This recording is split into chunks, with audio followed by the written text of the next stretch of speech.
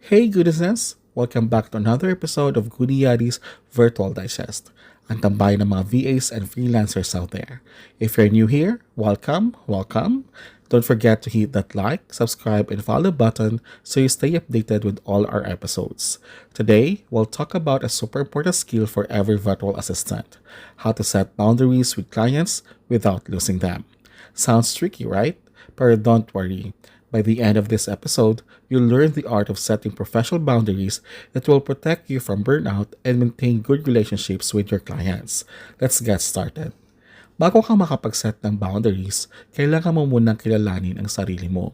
What are your limits? How much work can you take on before you feel overwhelmed?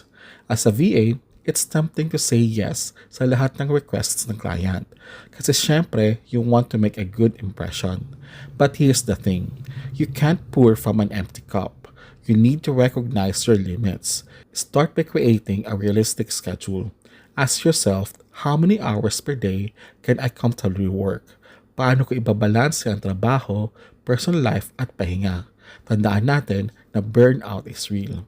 So get a clear picture of your capacity bago mo pa i-commit ang sarili mo sa client. Write down your work hours and make sure to include non-negotiable personal time. This will guide you in deciding how much work you can take on. Now that you know your limits, it's time to communicate those boundaries. As soon as you're on board a client, set expectations. This is where clear communication comes in. Kapag nag-start na kayo mag-usap, be upfront about your working hours, response time, at the scope of work. The earlier you do this, the better. Trust me, it's easier to avoid misunderstandings than to fix them later on. For example, you can tell your client, I'm available to work from 9 a.m. to 6 p.m. Manila time, Monday to Friday. Any requests outside of that will be addressed the next business day. It is simple, clear, and professional. Clients will appreciate it when you set these expectations kasi alam nila how to manage their own schedules around your availability. Include your working hours and availability in your contract or email onboarding process para both of you and your client have it in writing.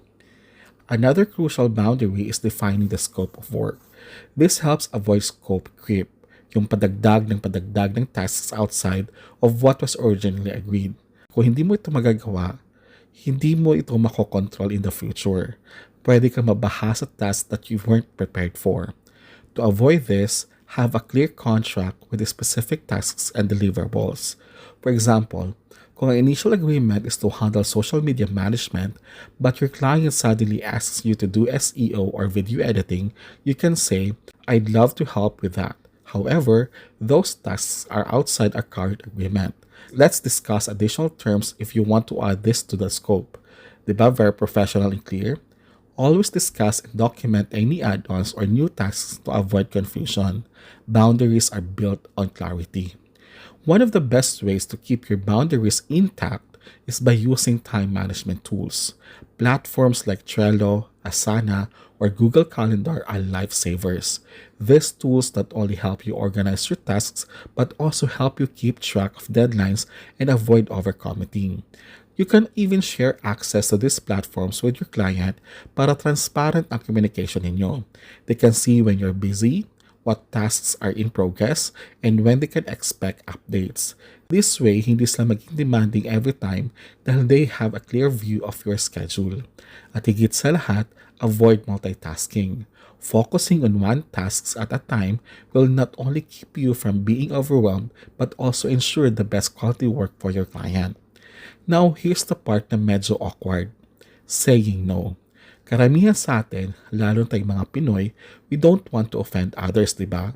Pero saying no doesn't have to be rude. It's all about how you say it.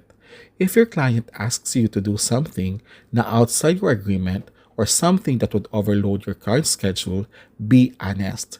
You can say something like, I appreciate the opportunity to help with this, but my current workload won't allow me to take on these tasks.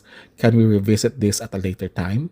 See, you're being respectful and transparent, pero you're also protecting your time and energy. Saying no is not a bad thing. It's a skill.